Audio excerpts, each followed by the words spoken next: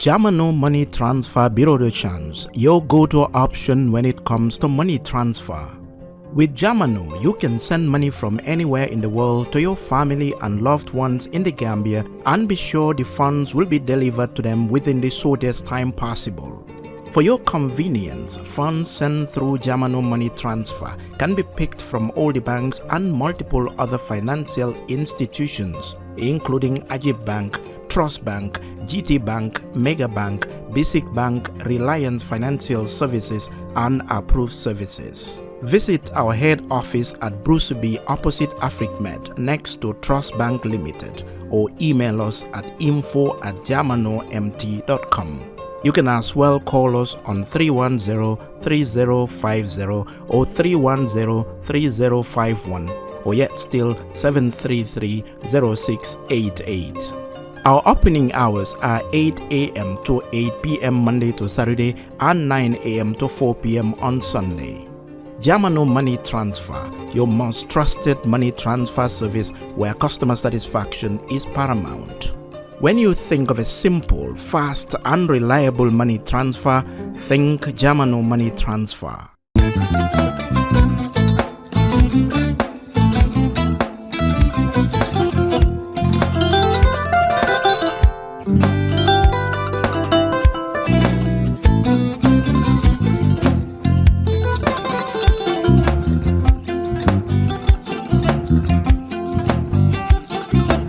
I get it.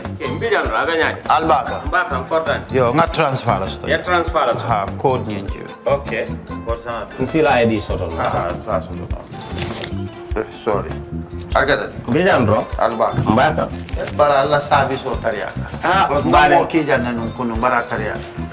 Jannom yona forest de bureau. Gambia tonkon na no mbari ya bere. Birim koyna fo katon. Bari si kodo kino katon nim fo bolong blabe. 56 branches mola soto Gambia jam. Ha?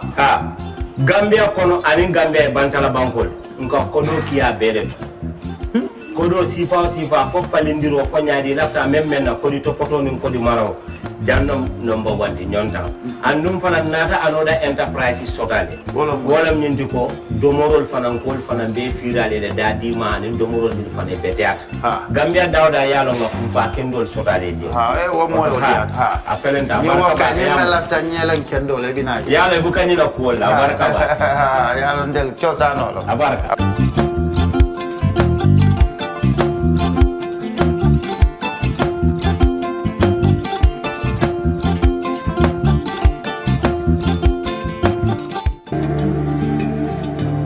Islamic microfinance is becoming an increasingly popular mechanism for poverty alleviation, especially for developing countries around the world.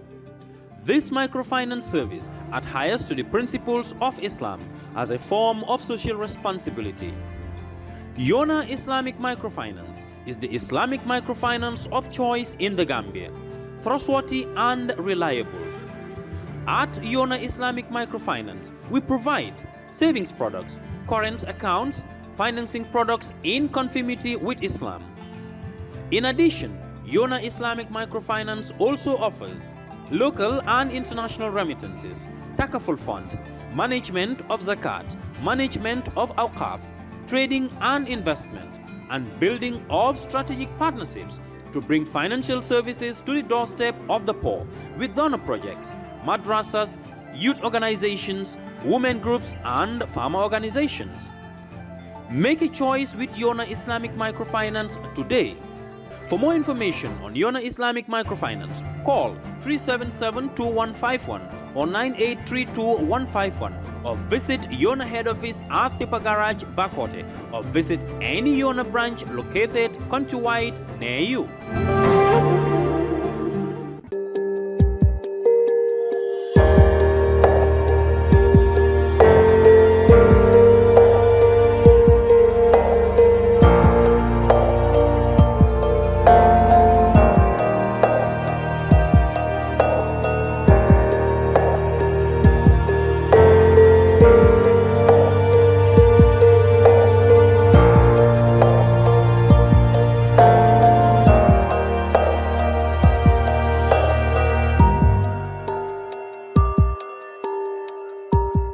Hello and welcome to the Brunch on Kerfatu Live. I'm Lamin Cham, and this is our weekly show that highlights major issues of the past 7 days.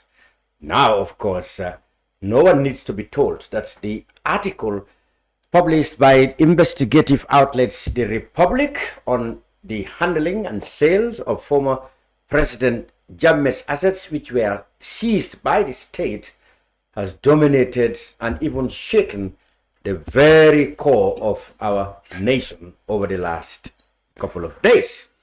And the aftermath is still reverberating around the country. As I speak, over a dozen youths have been rounded up for allegedly holding an assembly without permission. That is, of course, a protest by the Gambian Association or Against Looted Assets Gala, which sprang upon, as I said, as a result of the article. The group said they are going to protest so that the list containing all the assets, their buyers and the sums are released. Government came to say they will do exactly that, but they did not give any time frame. They just say they will release it in due course. There have been also ethics and moral issues raised by the same article when members of the Media Council and the Human Rights Commission were all allegedly compromised by a statement from the GPU, which suggested that they were trying to get the Republic to recant on what they have reported, especially the area that talk about the role of former Attorney General Batambidu. Well, Batambidu himself had been on radio saying that the Republic did not adequately capture his responses. He denied, for example, that the contract of Augustus Prom, the initial receiver of the items, was, ordered by the court. And he also said the article damaged his reputation that he built over 20 years, and that he felt it necessary to come out to salvage, according to himself, in his own words, his reputation or whatever was left of it. All right. We also heard that the National Assembly are busy trying to look into the matter, whether it's going to be through a parliamentary inquiry, as stated by Majority Leader, or it's going to be a whole plenary in an extraordinary session. We will give you all information regarding that. But like I said, this is the impact of the investigative article published by the Republic on Jammeh's assets. So with me in the studio today to look at the issues and put our heads together is Dodou Jah. Of course, Dodou Jah is a frequent commentator on Gambian affairs, politician who is in the APRC. He used to be, I think, deputy spokesman, and he's still a very key member when it comes to commentary and political affairs on Gambian matters. Dodou Jah have been following these developments, and we'll have his thoughts. We'll also have the thoughts of the Honorable Yahya Menteng Sanyang, National Assembly member for Latrikunda, who perhaps knows better what is going to be done in Parliament about this issue. He too will give us his perspective over the issue. So, the next 1 hour or so, we will be here on the brunch. Gentlemen, welcome. Starting from the Honorable Yahya. How? Thank you very much, Mr. Cham, and it's a pleasure to be here again. As you said, this is the recent happening in the country, and it's like everybody's involved. Everybody's aware of what is happening. So we are here to give our thoughts and how we think was right or what we think is wrong. Okay, we will come to that. We start with the Honorable Dodou Jah. Jah, now you, particularly coming from the APRC, have always taken issue since the beginning with one, the issue of Jammeh's assets. I remember your leader, Babakari Tomonjata, 3-4 years ago, had been at the forefront of calling for transparency in the whole matter. Now that you now know, at least from the article, well, allegations have surfaced that suggested there have been suspicious transactions, conflict of interest, and even in some cases outright corruption, allegedly. How do you react? Thank you, Mr. Cham. Thank you for having me on the brunch once again. Happy to be back as always. I also greet my honorable. I'm from the same constituency. Wow. That's where I live, Latrikunda Sabi. Oh, so he's your MP? Yes. Even though you don't agree politically. He's my MP. Okay. And happy to share once again another platform with him. Like you said in your introductory remark, it's been an issue that it's widely talked about in social media, even in our houses. We're discussing about this issue because people's worry it's about the volume of what has been seized and what benefit it would have either to Gambians and Gambia as a country. I think this is the focus. Some are trying to make it partisan. For me, this is beyond politics. It's looking into what belongs to the people of this country. We can't just say it belongs to the former president and people can do away or make use of it anyhow that they want. Especially when we're talking about transparency, accountability, these are issues that we have to practicalize. Like you've highlighted, before the completion of the Jammeh Commission, we started raising some red flags. That is the APRC.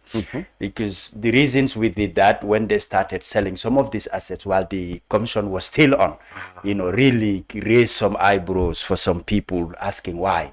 But some of the reasons they gave for us, it was not very tangible that they still needed money whilst the Jammeh Commission was on. But if my memory serves me well, about $50 million was spent in the Jammeh Commission just to make sure that the commission takes into place. It's not bad having that to take place, but the manner in which it was done, what was sold, who bought it, how much it went for. It's like there's too much disclosure in what was happening, especially when one of the members, Alhaji Mamadi Quran, started saying some of the things that were happening were not right. He was giving the boot, like they tried to make him a minor, subtract him from the commission. Again, draw some lines that people started worrying what is actually happening. So no wonder we'll have to commend the Republic, Mustafa Kedabo. They've done a very good job. Investigative journalism, it's not something very easy to do. Absolutely. And it has so many risks involved, and a lot about some of the things that have been unveiled in this country. He has been in the forefront. It's a very difficult task that he is doing, but a lot of Gambians embrace his work. I think it's a matter of taking this issue to be a national issue rather than trying to pinpoint or score some political points. For me, my belief, it's way beyond that. The reason why we said it at the time, people thought it was, this is about APRC, they're fighting for Jammeh's rights, they're doing this, they're doing that. At the time, that's what people saw.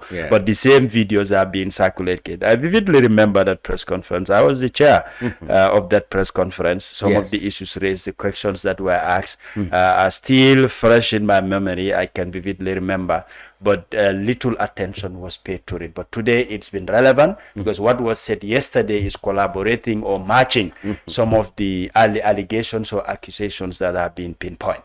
Okay. Now, does that in any way surprise you that the government is still, well, if you say unwilling, or perhaps is not quite ready to have it released? Are you surprised about it? Well, I wouldn't say surprise. I would more say it's worrying why it's taking so long. During our time, when we made all those press conferences, we've been calling for the then Justice Minister Batambiru to resign. We've been calling for that. Not the statements he was uttering, but we believe there was foul play, or the way and manner, it happened. Some of it was not definitely right. We welcomed the Jammeh Commission. It was backed by law. And it was a necessity at the time that Gambia was transitioning. And these issues have to take place. But for me, I think government has a bigger stake, a huge responsibility to play at this, because too many finger pointed. So the very need that we need to know who were those involved, so that it will bury this matter once and for all. Too many allegations would not help. Sometimes people's name on lists. I'll take the issue of Modu Turodabo. Maybe I can shed light, Yeah. on it later, Yeah. because I spoke with him directly, Okay, we will trying t- to we get will- facts we will from talk that. about it, case Yeah, by I see some issues like people are saying, let's have the list. In that list, there are some who bought properties. Their names might not be on that list because of the manner in which that they bought it. Okay. It's not like directly from the commission. It happens at a different angle. Will their names be on those lists? That will be another question. I see. Yes. So you mean you got to know about some transaction where the people who actually bought are not the ones whose name might be in that list? Exactly. Wow, that's another angle. The Honorable, we heard that this matter has exercised the minds of parliamentarians like yourself. The majority leader, Bilay Tunkara, said there is going to be a parliamentary inquiry. Well, people like you disagreed with that method, saying it will not solve the problem. If anything, it can be a smokescreen to blindfold people from what is actually needed. What do you mean by that? I think everybody embraced Tunkara's initiative. Yeah, thank you very much, Mr. Cham, and thank you very much, Dodou. Again, we share the same platform. First, let's establish the foundation for this conversation. The assets we are talking about don't belong to Jammeh. They belong to the Gambian people. Hence, Jammeh Commission process, the ownership Transferred was from. exactly was reverted to state. Okay. So we are not here to say the assets belongs to Maybe Jammeh. they are Let's lay that tied to foundation. Jammeh's asset because apparently until the government No. seized them, they were his. So Yeah, you but want us after to say former shell Jammeh happened- assets. The shell happened after the seizure. So Yeah. therefore, Jammeh's title is not on the assets. And Okay. So let's let's establish so that. let's say the state properties. The state properties. Thank you very much. Okay. Now, many Gambians react to Honorable Blaise proposal because they don't know what happened. Or probably they don't know the intent of the majority camp as far as this so-called parliamentary inquiry is concerned. We thought they also believe in transparency. No. We think that is a good They news. don't believe in transparency. They don't believe in accountability. They are not even closer to that. Now, what Gambians demanded since the beginning of this issue is for full, immediate, unconditional release of assets purchased, which price and by who. This is what Gambians want. Yeah. Now, Mr. Cham, let's take the process. Yes. Jammeh Commission was a state process. It was lawfully instituted by the state. So for that being the case, it must be documented. You understand what I'm talking about? Every state process is recorded and documented. That's number one. Number two, the sales of the assets was also a state process. Yes. Every state process is recorded and documented. Well documented. Yeah. Exactly. Should be. Now, what this Gambian people want to know, was this an auction, a public auction? You and I know that must be gazetted. Yes. And it must be advertised so that every Gambian or each Gambian is given an opportunity or is accorded an opportunity to take part in the process. Yeah. Disposal of such state properties. Yeah. Now, if that is the case, why a parliamentary inquiry?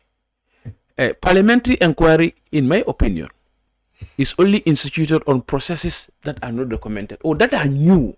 Or that The parliament want to find facts. that have not Exactly. been by law. Exactly. Okay. Do you understand? So all of this process. For example, the Russian oil saga. Exactly. That's new because there is no because there was no process. Exactly. Okay. So now Parliament wants to intervene to know what happened as far as that is concerned. But for this one, Yes. why parliamentary inquiry? And I'm telling you, it's a route that is not even clear. First, we have to meet in the Parliament, extraordinary. Then the proposal is brought to National Assembly members. We debate over it, agree or not agree. If we agree, we constitute a special committee or we delegate it to a group of committees or a single committee. When that happens, they have to, that particular committee or that special committee will go for wider, extensive, and all-inclusive public consultation, where they will invite key witnesses to know what happened. This is a very, very long route that can take about 10. Look at the Russian oil saga. The committee came back to the parliament, sought for more extension of time. Imagine. So what Honorable Bile... it's not the solution according to... It is not the solution. In fact, it will not provide the solution. So what is the solution is let the state listen to Gambian and release the buyers of this property. That's the simple route. Because even in the parliamentary proceedings or even in the parliamentary inquiry, this is exactly at the end of the day, this is what we will do. So why can I get this thing in 2 minutes and I want to take a route that will take me for several days? So the intent is not clear. What they want to do is to manipulate the process, is to confuse Gambian more, is to frustrate our demand to get the list of the name of these buyers. But Batembedu spoke, and you can even see Ba was even reference to emails. That means that if there is record, what the parliament can do in the plenary is to ask for the records. Do you understand? By way of that record, we process what happened. We will know what we were wrong about. But the parliamentary inquiry, where sometimes some key witnesses will say, I am not obligated. Exactly. Thank you very much. Yeah. And this likely happened. Yeah. Most of these buyers are private persons. Yeah. And in our standing order in the constitution, private persons are not obligated to appear before the National Assembly. So we will say, well, they say someone, Mr. Dodou, to appear before us. He will say, no, I'm a private citizen. I'm not obligated to appear before the National Assembly. What do we do? So this, now, what happened is, NPP government failure to release this assets is political own goal. And we've been in sport for long. It's an own goal. It's an own goal. It's a political own goal. So exactly. So now they just want to rectify this own goal. You've been in sport for longest time. How can a team rectify own goal? No way. So this is what they want to do. You score yourself. Exactly. So they want us to meet there. Can be counted against you. Exactly. They just want to meet in the plenary. We constitute this special committee. Even that constitution might be partisan, might be political. We start calling witnesses, become political. Recommendation become political. Because when the special committee is done, they will still bring the report back to the parliament for us to adopt it. And if we don't adopt it, it will never go anywhere. So that route is not a route. Gambians don't understand. Let them not fall for Bile's cheap propaganda. What Gambians should stick to is immediate and unconditional release of the names. Okay. Now, not parliamentary inquiry. Let me go back to you, because you know the Minister of Justice, Dodou, because we have to specify now, Dodou Jallo. That's correct. Had first said they would not release this list because one, it is going to infringe on the privacy of the buyers. Exactly. That's what he said before. And but in the last press release, in the latest press release, he now, or the government, now promised to do it in due course. Now, NPP government lately became a loose confederation of government with no standing authority. Everybody say what they... Because last week, we called Solicitor General before the National Human Rights Committee. So what he told us last week was, no, they cannot release the names because for security reasons. This is what they told us. This is what he told us in the committee meeting. They cannot release the names because of security reasons. Now, if the Solicitor General working on the minister said this last week, and sometime last week the minister can come and say they will release it, you can see the inconsistency. Maybe it's as a result of press or after they are not genuine. They are not genuine to release the names of this because so many high-profile individuals are implicated. The assets were devalued. $100,000 asset was sold like 50,000. So this is what they want to. This is what they want to conceal from the public. So the public should stand by where we are. Release the name of these assets, the buyer, and where these properties are. Who even evaluated the assets? That's another question. Who even evaluated these assets? Who evaluated $100,000 assets to only cost $20,000? Who did this? And the other thing I want to ask you, because the minister also said the list would be available to only Parliament. That was once published. Initially. I think, was that done? They gave us few names. 45, 40? Exactly, something like that. That is not sufficient. Yes.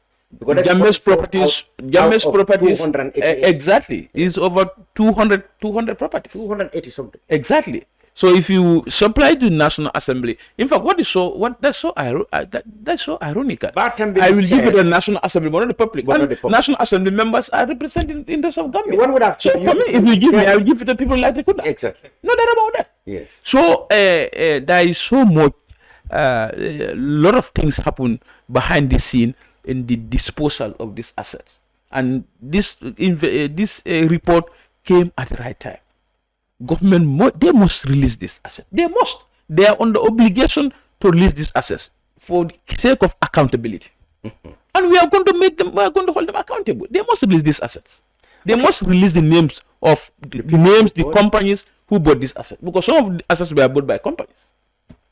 Okay. If you go through the article of the Republic, it is also highlighting that well, yes, we mentioned undervaluation. That is okay. Items that are supposed to cost this were sold exactly a fraction of between friends and relatives. They also mentioned about the government being very much in a hurry to seek a court decision to overturn another one to release a property that they said was needed at the time for one, tourism related projects, and two, the OIC thing was coming. The Attorney General Batamid at the time said on radio that that was necessary because, in fact, he mentioned FTI, which is a tour operator. Because of the blockage of that, he said those people lost interest in the Gambia and went. Can you?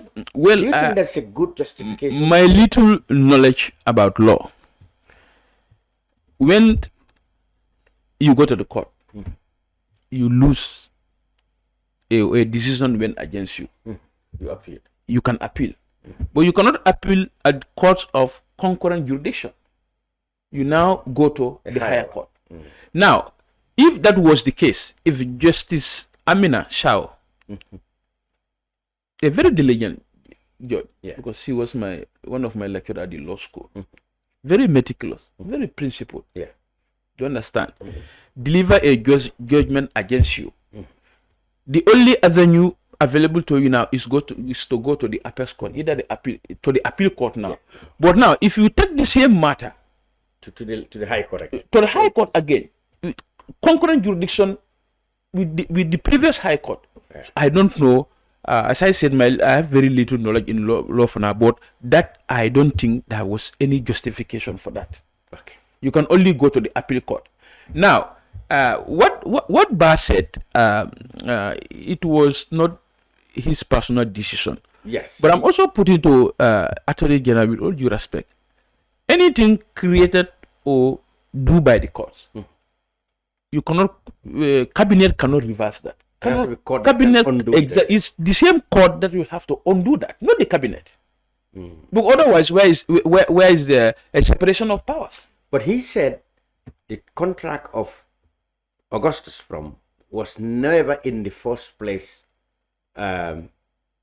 instituted by a court of law. No, he was the one who, the Minister of Justice in that case, is the one who gave the temporary contracts to Augustus Prom, and they left the contract to die a natural death.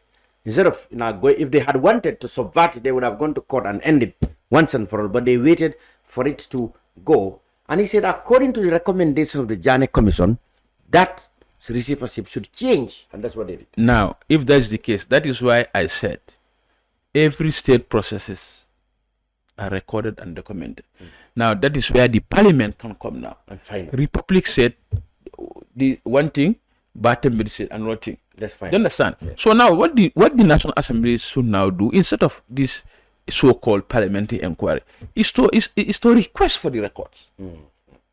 So how Augustine Sprong was hired is whether it is by the courts who appointed the receiver, or it is Batamid who appointed the receiver, or it was ministerial committee. When the National Assembly, because National Assembly we can request for any document. Bas said the documents this what he said are documented either through emails or in the Jammeh Commission itself. Exactly. It's either going to be in the Jammeh Commission recommendation or and even the. You see, if I talk, I feel very sad. We don't have an effective National Assembly. If we had an effective national, the first day we requested for these documents, and the minister, the attorney general, say other thing. That very day we are going to charge him for contempt. We are going to institute contempt proceedings against him. But Bah has been saying this, no, we cannot give this, and the same National Assembly members keep asking the same question. We don't use a simple a tool from our toolkit. That is contempt, our powers. Immediately we could have instituted a contempt proceedings against the Attorney General. But it all go down to, for the fact that we don't have effective National Assembly member caused by the majority camp. Okay, yeah. It looks like, according to Honorable Sanyang, at the heart of this matter is the absence of the whole list of documents that would have ended this case. That is for the government to come clean, on the list and the bias and stuff. Do you think this matter could have been handled much earlier and resolved than what we are seeing now? We have seen people demonstrating in the street, the police picking them up, the government promising that we will release it in due course, which many people think is a delaying tactic. The approach, as the Honorable alleged by the majority leader, he said all those are delaying tactics. It all boiled down to the government's plan of delaying the release of this thing. Do you share such a sentiment? Well, first, my question would be, is it part of the Jammeh Commission's report? The list, I mean, because the report is submitted to government. I heard that the inventory of the whole items were in Jammeh Reports Volume 4. Okay. But I had also reports that this volume was not published to the public. Volume 4 was removed from it's like they subsided. Yes, removed from the whole thing. That's what I had. Some kind of criminal. So that is what. But then, I think there is still a possibility that the Jammeh commissioners or commission secretariat should have a copy. Should have a copy. Of course. So absolutely. I think that is where we go to, because the overall suspicion is that volume, which contained the whole itineraries, was removed and was never made public, along with the volumes that we have on the Jammeh Commission. So this is where the problem is. So you are right. I think effort must be done either by Parliament or to find the Jammeh Commission original reports. Simple request. Simple request. The issue will even go back to Batambedu himself when he was minister. Yeah.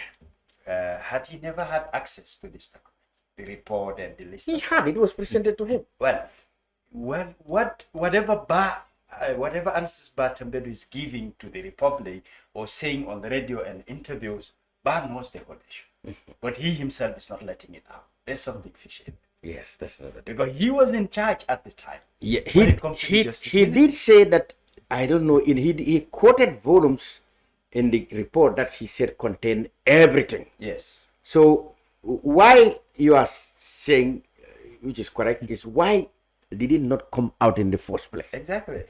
In most instances, what happens is they wait for pressure. When there's pressure, that's the time. That's when they come out, make interviews, try to give clarity. What happened at the time when things were given? I had this issue when Bah resigned as minister. It came to me, why?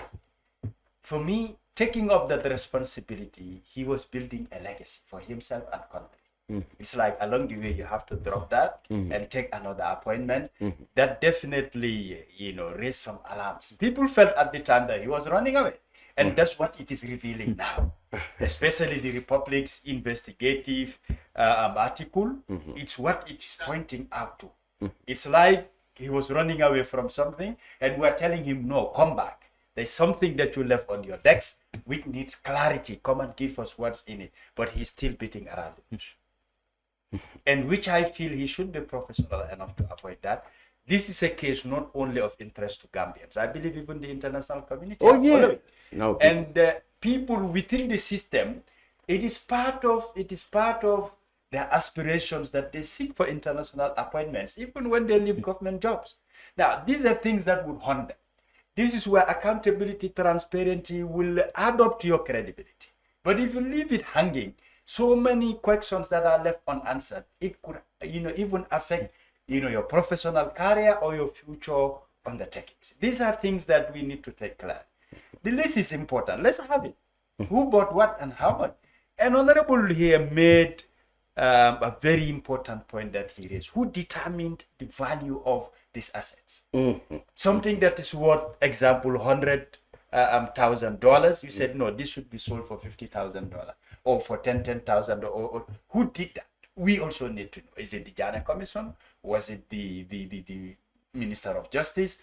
Who was responsible for this? Or was it the receivers? I think these are things that will help to clear so many doubts in people's mind, and it will reduce the volume of allegations, that are flowing. And if it is left unanswered, still people will have doubt, especially some of these private individuals or businesses or companies. People will still keep pointing fingers at them unless and until we know, or we have the list and know who bought what and how much did they buy it for. Your party, the APRC, like you said, championed the release of this. Now that, I had criticisms, maybe not directly from Honorable Sanyang's party, but they are still saying that they don't hear many voices now from your party in the light of this article, to reiterate your position before. Chiefly because they said some of your senior members they are now dining. Are now whining and dining with the government. So you are no longer putting pressure at you. I have no as you used to do before. statement now. Well, not even a statement has come from. And even though the videos have emerged showing that you led this, you led this call. But today, because you are now in the same, whining and dining with the government, you are no longer putting pressure. Well, on the side of putting pressure, APRC yesterday and today is quite different. When we were an opposition and today we're an alliance with the government. So now you cannot now talk about these issues. No, we cannot come out with press or to organize press conferences. No, you can't. We're going to put clarity on this. Of course. We have to have principle as politicians. Like I said in the beginning, for me, it is not partisan. This is a national issue. Yes. Unless and until it reached to a point that APRC will need to come and put some clarity on it. And the list will help.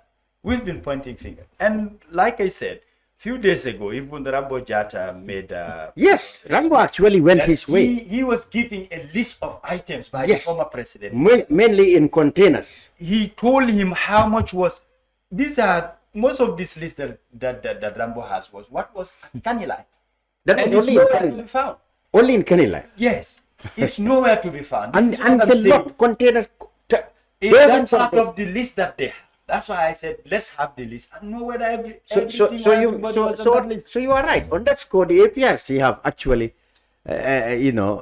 taken the lead in releasing what they know. Yes. You see, for me, that Mr. Cham, that is why I don't want us to start this conversation as Jammeh assets. Because for me, if you do that, I always ask myself, how did Jammeh the origin of these assets? Yes, I know. And if you get to the origin of these assets now, we are not going to follow. We understand your point, and everybody agreed that you are what you are talking about is that okay, we should call these assets now state assets. Exactly. But then because we use Jammeh assets so that people can clarify where it comes from, what we are talking about. Remember, to know what to remember after the 1994 commission, some of these assets were private assets. Jammeh reverted the ownership to himself. Do you understand? Yes. So that's why I'm not comfortable calling them Jammeh assets. I'm telling you for clarity purpose. People can know what we are talking about. That's why we said. Okay, it's okay. Let's proceed. Former Jammeh assets, you want to say. Yeah. But we say Jammeh assets to know where. Let me help him out on some of these containers that were in Kanilai. These are brand new materials. Okay. It's not like it's something old. Like, how did he acquire them? And exactly. These are questions. But what was there? This is what we're saying. Is yes, it part of the list that they have? Exactly.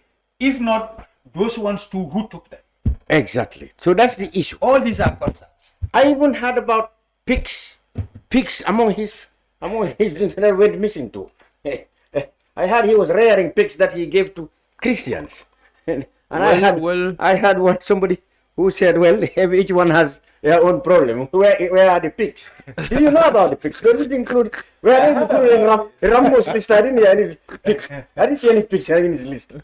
But there were pigs anyway. You used to have special breeds when it comes to different animals. But do you know about, did you ever know about pigs? I just heard about it when these issues. So somebody did have the pigs too.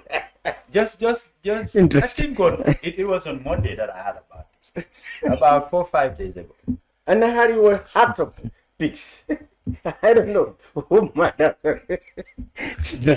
Anyway, It's all gone missing. let's go to the other chapter. The article generated, well, a protest by this group calling themselves Gala, Gambians Against Looted Assets. So you see, every time groups spring up, for one reason or the other. It's pre-election. Apparently, they wanted a permit, or this public, Order Act. Very foolish law. which says you have to Very have bad law. a permit to hold an assembly. But some people said you only need a permit when you are holding a microphone or something like that, or loud hailer or something like that. That everybody has a right to assemble if you are not using loud hailer. They went ahead, even when they had not been given permits, and we all know what happened. The police cracked down. People were picked up. It was like circus. They take them to Brusubi, people gather there, they take them to Sanyang, they split them, they stay. Do you think all this would have been necessary? Or do you think the police could have handled it in a lot more differently, Honorable? Yeah, thank you very much, Mr. Cham. This is very sad, and that is why yesterday I conducted interview with Voice, and I told them it seems Jammeh is repeating Jammeh's mistake. Barrow is repeating Jammeh's mistakes. For me, this Public Order Act is a very bad law. That is why at one point, one member among us, Honorable Suleiman Shao, attempted to repeal it, and the majority come to resist it. They insisted because they said it should remain the law, and it should not be a law in this 21st century. It should not be a law in our new democratic dispensation. It should go. Now, if in regards to the police, government failure to implement the security sector reform is still affecting our police approach to protest. And this is 8 years now.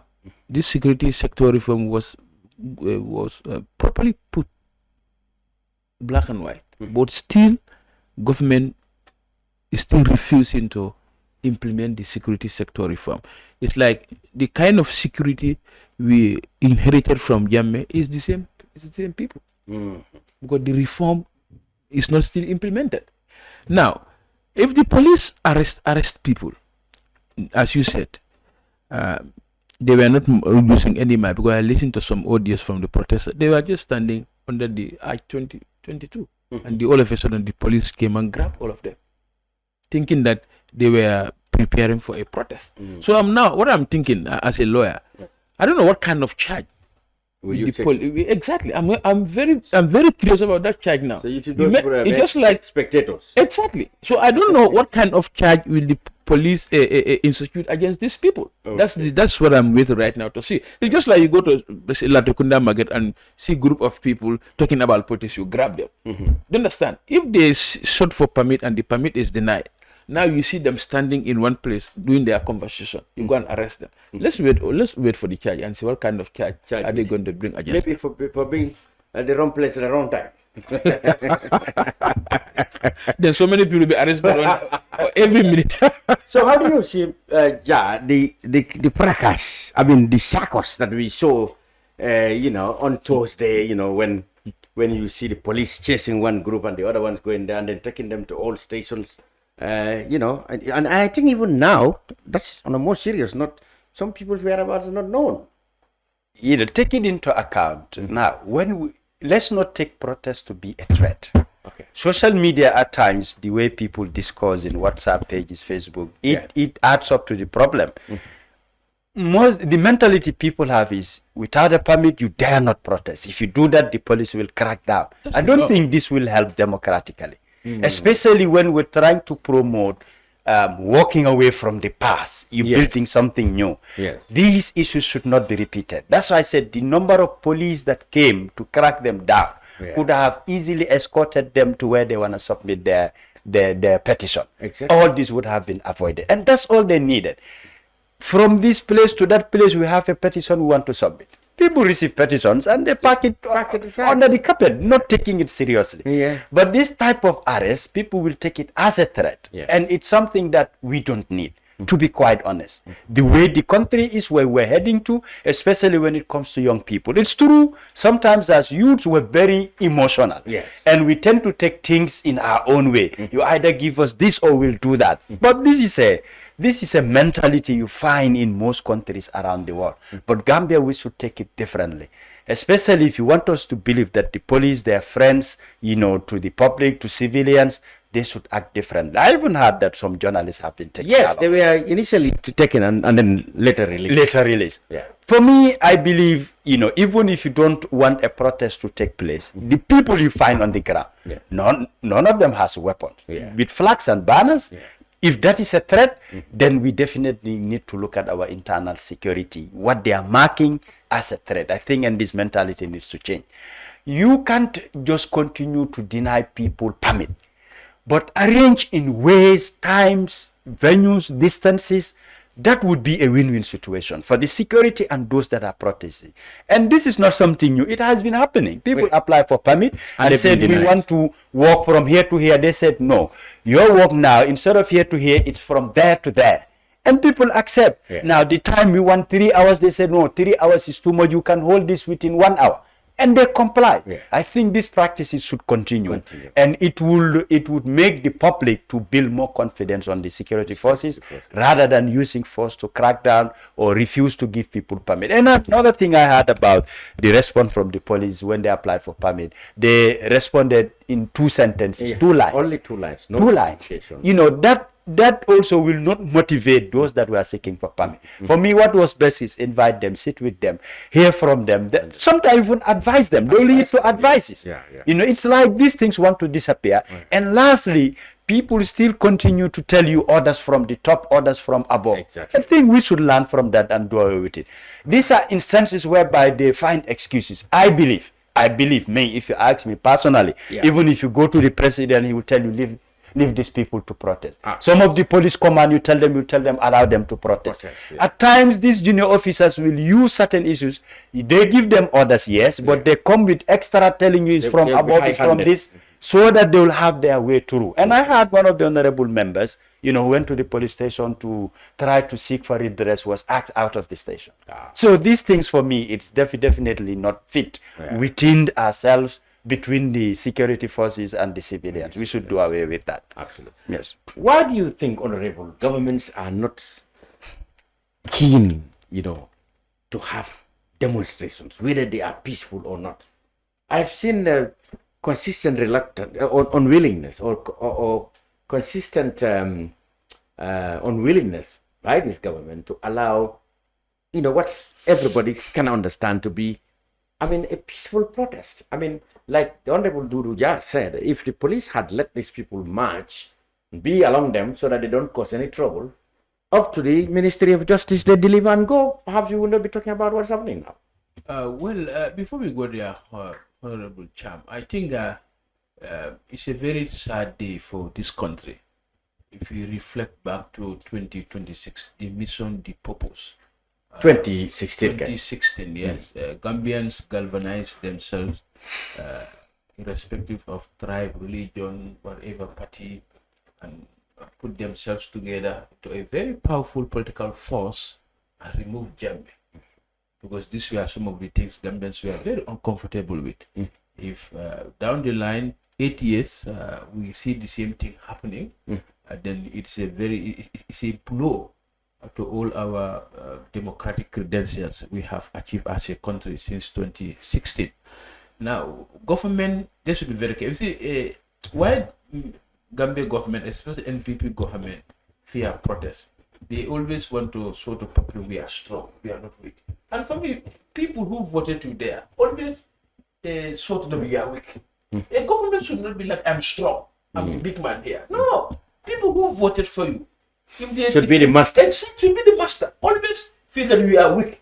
But all of these things, grabbing people, beating them, taking them to unknown destination, location, is just to tell people we are powerful. And they should not tell us we are powerful. 2026 is coming.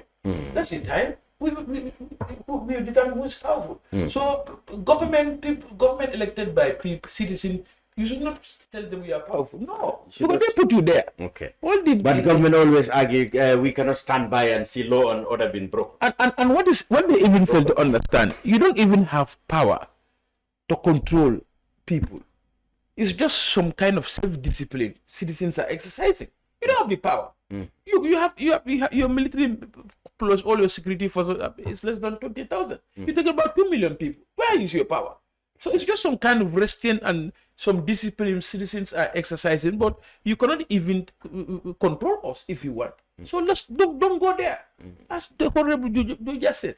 Escort them, just petition. Hand over the petition. What's wrong with that? Absolutely. Or call them even to know them, to know their intention clearly. So it's just very, very sad. And since yesterday, for me, I'm dumbfounded. I cannot elaborate more on this. I was thinking, why is this happening after 8 years into this new democratic dispensation we achieved? Why is this happening? I saw a commentary from a gentleman who says, you see, if Jammeh had ignored or even allowed Solo Sanyang and group to protest, maybe Solo would have been alive and Jammeh might still be in power. He said, it's possible.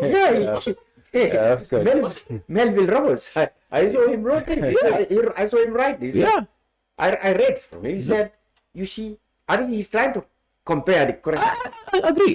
He said, in my thinking, if Jammeh had ignored or even allowed Solo Sanyang to protest, Solo Sanyang might have been alive, and Jammeh could have been in power. I agree with you. Because he's trying to say, those are the circumstances that led. So we should be mindful of that. That's what and government should stop provoking youths. Yeah. That will not change the laws. No. I'm going back to Solo's protest. What he wanted about those reforms. That would not transform the assembly to say, yes, we agree, we are going to amend the laws. We will just hear his voice and that's it. You see, what is happening, former dictator enablers read their lines, crammed their lines, and now they have set stake for performance. And this is going to be very bad. We cannot allow this to happen. We cannot sit idly to see what we achieve to go in tatters. We cannot allow that, Mr. Cham. So let the IGP, anybody giving command to the IGP to come back to his or her senses. We cannot allow this. Is it factual? I don't know. IGP is on tour. It's on tour. In fact, yesterday he was here. I think he entered claims yesterday. Yeah, exactly. He's around. So as you said, those officers you spoke highly of, I have a different view, because for me, any officer, senior officer who served in Jammeh era for several years, you are serving in this era, I don't trust you. You think they cannot change anything? Exactly. Then you're gonna remove all of them. Yeah, I don't trust Then you. who do you? Yeah, because for me in those days they used to say it's dictatorship. Now it's different. Why are they doing the same thing? No, I think the fundamental. Why are they doing All of them. Some of them, even during the time of Jammeh, they had problems, even to the extent some were dismissed. know. And I don't maintain their I jobs. think the fundamental. not all of them. The fundamental thing we miss is again the constitution. The new constitution or provisions have all stated categorically that the appointment of the police chief It's come from from a body, National Assembly. from a body like yours. So that is not necessarily the president. Exactly. Because otherwise, as it stands like that, the police is under the control of the president, who is a politician. And being a politician, there is a tendency that the appointees of the president will jump when the president says jump. They'll just say, This is exactly what is happening. So that is why we need a constitution that will establish the true. They even remove that from the independence, constitution. Independence of these bodies, so that they will determine cases and actions by themselves and not thinking of what my political masters are thinking. And I think that is the fundamental thing we need to do. The police will be professional everywhere. everywhere. If you went to England or if you went to United States, the police Exactly. operate independently. They will not jump because Donald Trump said jump. No, they will have to look at what is the constitutionality and the legal base of what you are telling. And you see, this is why we are now justifying why we should reject this new constitution that is manipulated by Barrow and his ministers. Exactly. Yeah. Because all of these things were in the original draft. But they remove all of that. And I ask myself, if I'm the president of this country and I have an opportunity for National Assembly members to scrutinize all the potential ministers I want to appoint, I will sit comfortably before my television and look at what kind of person I'm coming to appoint as my minister. Yeah. In fact, National Assembly is helping you Absolutely. to appoint the right people. Yeah, they can reject. Exactly, because they are going to dig into his past record, his qualification, his moral, his integrity. And you as president, that's now telling you, oh, I'm coming to work with somebody of high exactly character. Yeah. Do you understand? So in fact, if I'm the president, I'd be so glad for me to sit before my television and work those procedures. But why do they remove all of that from the constitution? So rightly say, you are not justify why we should remove this constitution. I think the solution to this is if we have an independently appointed Inspector General of Police. General. Thank you. Is a body that's not controlled by politicians. Because the fear is that, I mean, political appointees, no matter how independent you think they are. No, you cannot be independent. You cannot just be independent. Your salary, your whatever, you cannot be independent. You can be sacked. Yeah. So that's where the issue is. So we need to have all the legal instruments that will ensure that all these institutions work differently. Perhaps if that was the case, CD Ture will look at the demonstration and say, you know what, there is no need to quarrel with these boys. Exactly. Let me just 2-3 people escort them to them, they go their way. Exactly. But if there are political masters who probably will feel embarrassed, politicians calling you, or they will feel embarrassed that these people are protesting. Exactly. Go and get them. And then it created more drama. In fact, it's counterproductive because they have created more drama now.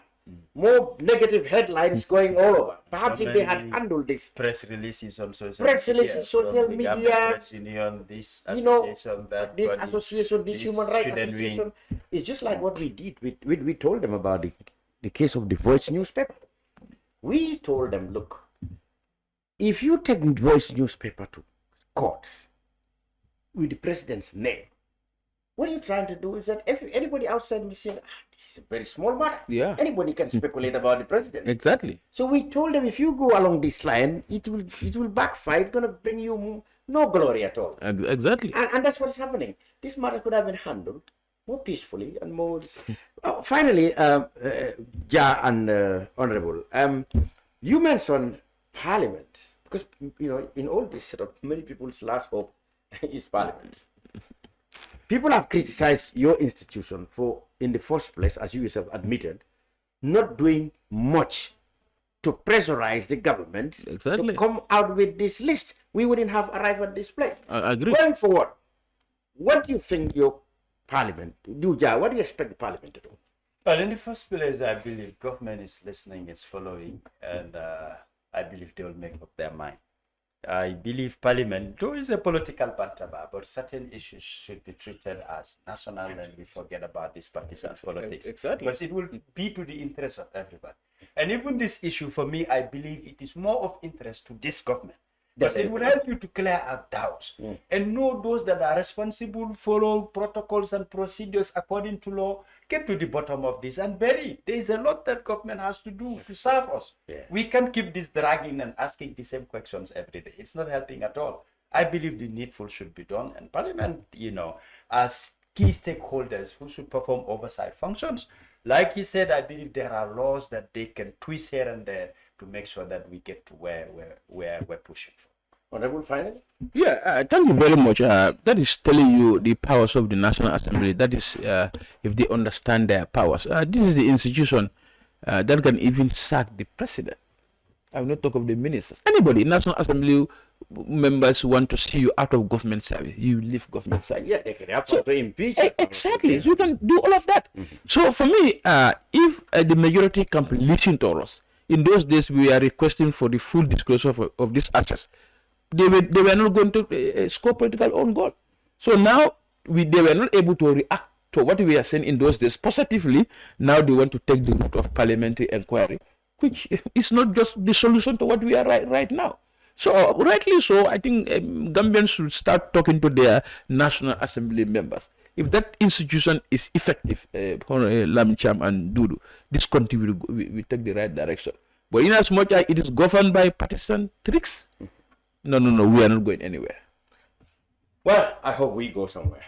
Thank you very much, the Honorable Yahya mentoring Sanyang and the Honorable Dodou of the APRC. Thank you all, gentlemen, for your perspective on the current affairs. That is, of course, the aftermath of the investigative article by the Republic on the sale, well, of assets that used to belong to former President Jammeh, because Honorable Sanyang said I shouldn't call it Jammeh assets. That's about it in the brunch. Thank you very much. We'll be back next week with more brunch.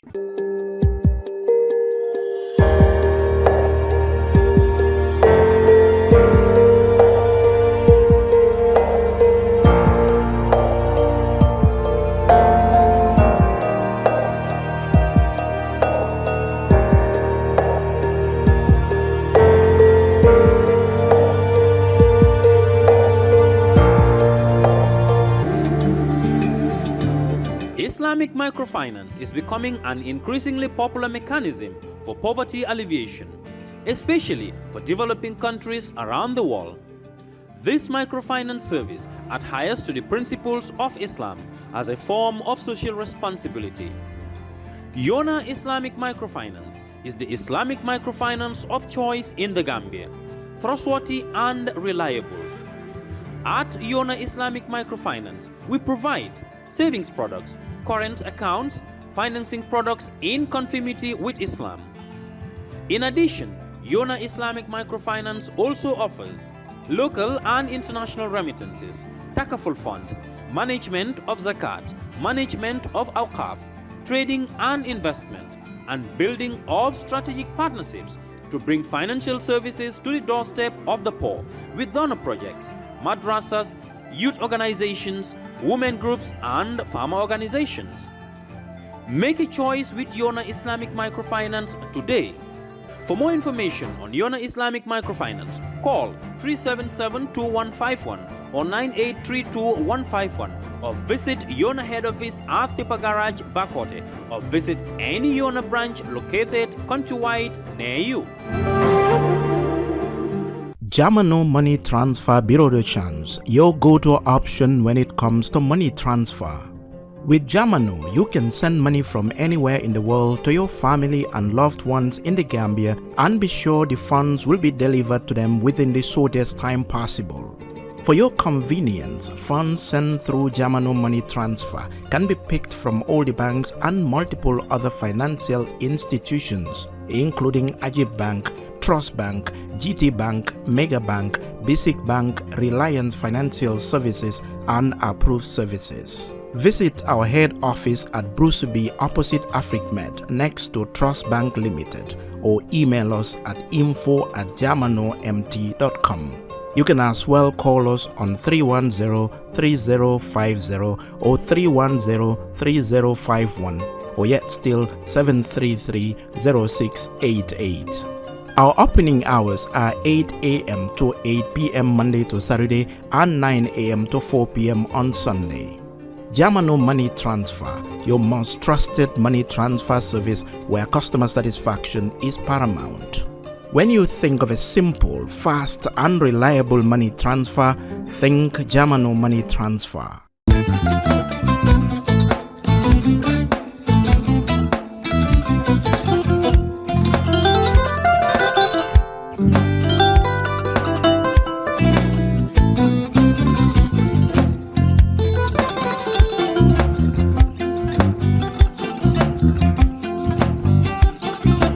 Agada Mbijan aganyadi. Albaka. Mbaka important. Yo, nga transfer la sto. Ya transfer la sto. Ha, code nyinji. Okay. Important. Nsila ID soto. Sa soto.